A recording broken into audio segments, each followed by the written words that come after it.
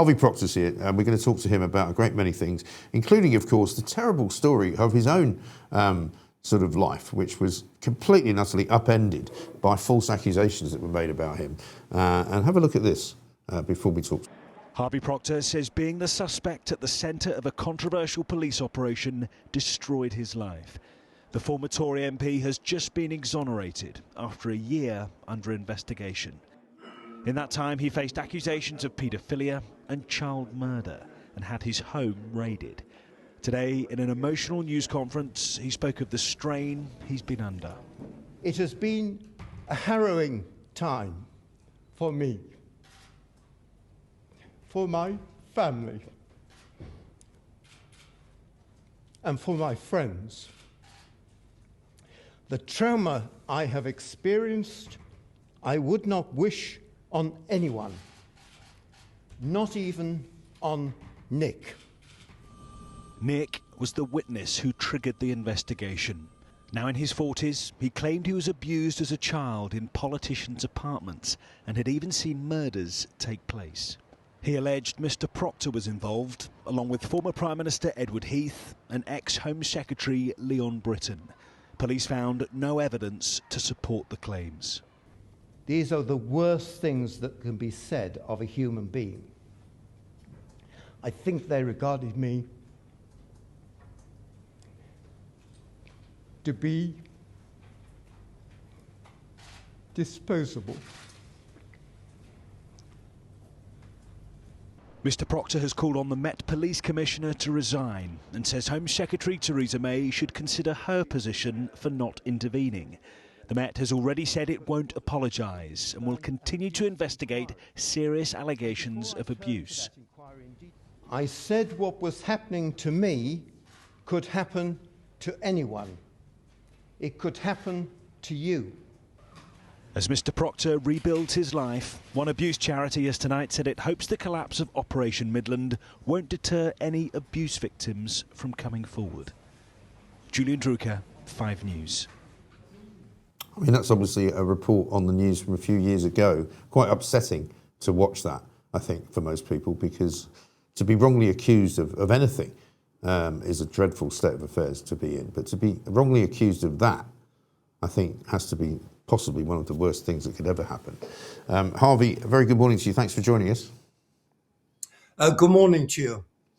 That must be quite a harrowing thing for you to watch back, because clearly when you were speaking, you were very upset about what had happened. I mean, has there been any change in circumstances in terms of the police's attitude or in terms of what the police may have done?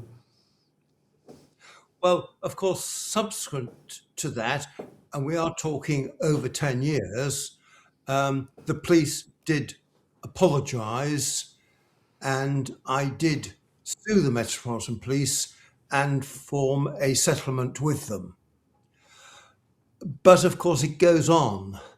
I said in 2016, this will never go away. And of course, it doesn't and will not.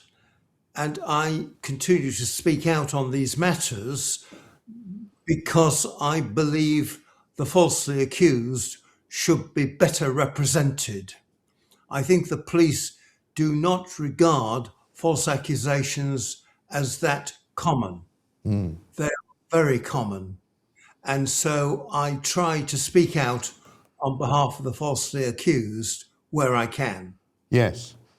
And I mean, I don't know whether you would agree with me, but I wonder whether when you see the situations, for example, now with Peter Mandelson and historical things that he has done, I wonder if there's a contrast and a kind of hypocrisy to be drawn there in terms of, you know, the way that some people in government speak.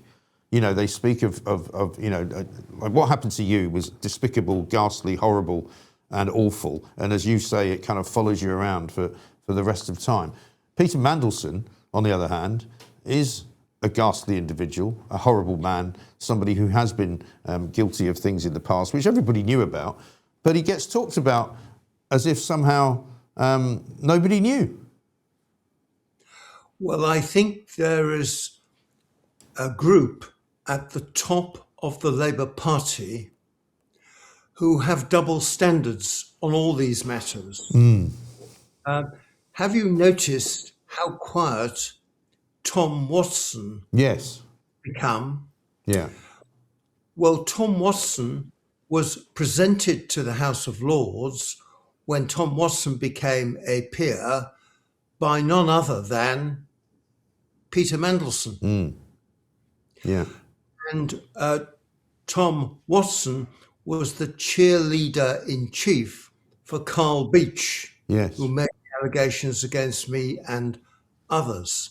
He has said not a word about what is happening at the top of the Labour Party.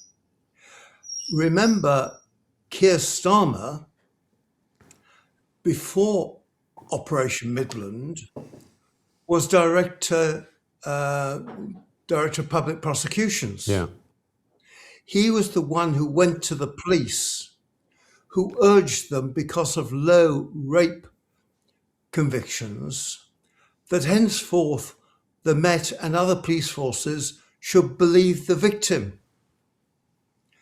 They then did believe the victim without any evidence, i.e. Carl Beech, and Operation Midland went ahead. Has Keir Starmer apologised for that error? No apology there. No, quite. And Tom Watson, of course, was the chief kind of enforcer inside of Downing Street when Gordon Brown was Prime Minister and when Peter Mandelson was basically, if not giving away national state secrets, selling national state secrets to a foreign individual by the name of Jeffrey Epstein, a convicted paedophile, a man who was known to be a criminal, and a man who was known to have access to financial markets which could benefit him with that sort of information. I mean, I don't believe, it beggars belief for me, and it's not credible, that nobody in Downing Street knew what Mandelson was doing. It seems incredible that they didn't know that. The hypocrisy at the top of the Labour Party has been exposed, and it is clear for all to see. Yeah. How they get out of it without substantial resignations, I do not know. Exactly right. And in terms of Tom Watson's role in your particular situation and the whole involvement of Carl Beech, I mean, there's also people like James O'Brien who were very much part of the conspiracy, if you like, as well. He hasn't really apologised properly to you, has he? He hasn't apologised improperly either. No apology at all. Tom Watson met Carl Beech at the House of Commons, certainly on one occasion, if not more. He put pressure on the Metropolitan Police to investigate and try to get prosecutions against those allegedly involved in Operation Midland. He put pressure on the police to such an extent that the head of the police investigation at the time made notes about how on earth do we deal with Tom Watson and his pressure. Well, what I would say, if I may, now, to the police, the Metropolitan Police Service, is I hope you are keeping close track of Mr. Peter Mandelson. Yes. Because he has to be interviewed. Of course, everyone is innocent until proven guilty, but he must be interviewed and not get away with things. Right. And I use those words advisedly, and I hope the police are listening. Yes. Well, what's interesting to me, and I smell a rat here, if you'll pardon the expression, Keir Starmer yesterday, when he had his speech about an apology and how sorry he was for the victims, even though he didn't appear to be sorry for the victims when he appointed Peter Mandelson to be ambassador to the USA, he said that he wanted to release documents, but the police had advised him not to in case it prejudiced their inquiry. Now, to me, that smells like Downing Street and Keir Starmer going to the police to say, look, if you tell us not to release these documents, we won't release them. Yes, there's certainly a cover-up going on, Whether it will be sustainable over time, I do not know. But if I was the media, I would be ringing the Metropolitan Police Service day after day after day to discover when they propose to interview Peter Mandelson. Yes. The sooner the better. Yeah, why haven't they done it already? They've had time. They've had time. And why hasn't Starmer removed Mendelssohn's peerage so he can no longer call himself Lord Mendelssohn? Yes. Well, he says he's going to do that, but again, he hasn't done it yet. Oh, they can be very slow at times. Yeah. And there may be reasons why they're being very slow. I may be, at my august age, supremely cynical about these matters. But the sooner all these things are put in place, the better. Yes.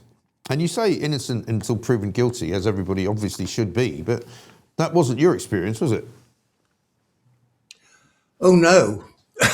The Metropolitan Police, after the search of my home, went on television and radio and said that Carl Beech was credible and true when he wasn't credible and he wasn't true. No. And I mean, how is your life now, Harvey, in terms of remembering how awful it was during those very dark days when you were accused of these terrible things, which you knew you hadn't done? I mean, do you ever get over something like that?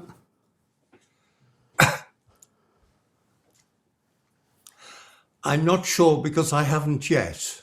Yeah. I have the great support of my partner, who I've known for over 50 years. I'm working again, and I am relaxed. But the idea that this can ever go away is nonsensical. It can't, and it won't. Yeah.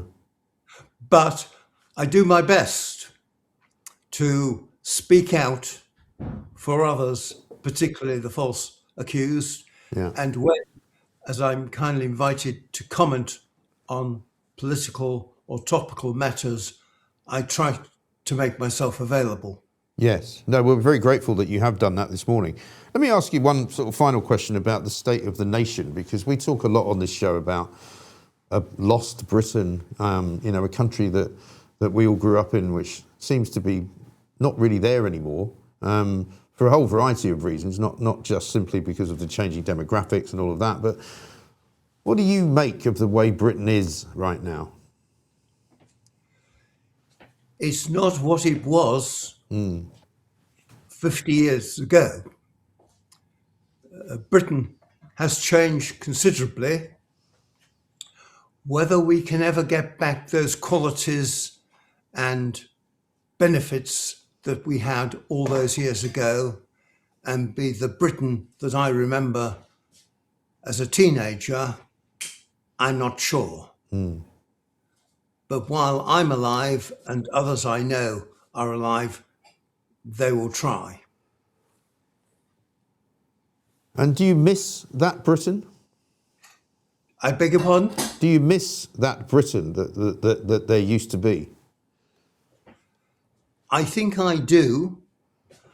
I'm at an age when I have seen many governments, many prime ministers, and many actions by politicians, most not for the good. But I believe that Britain is recoverable and that people will benefit by sticking with the Britain that we used to know, not the one that we know now. Yeah. And just on Keir Starmer, What chances do you give him to be Prime Minister for how much longer? The political issue for the Labour Party is they have local elections coming up, which they believe that they will lose big time, and who would take on the poisoned chalice of being Prime Minister or leader of the Labour Party now before those elections. So I think he has some time to say his fond farewells. Yes. Well, let's hope he doesn't take too long about that, because we'd quite like to see the back of him. Indeed, but you will. Very good. Harvey Proctor, fantastic to talk to you. Thank you so much for taking time for us this morning, and we wish you all the best.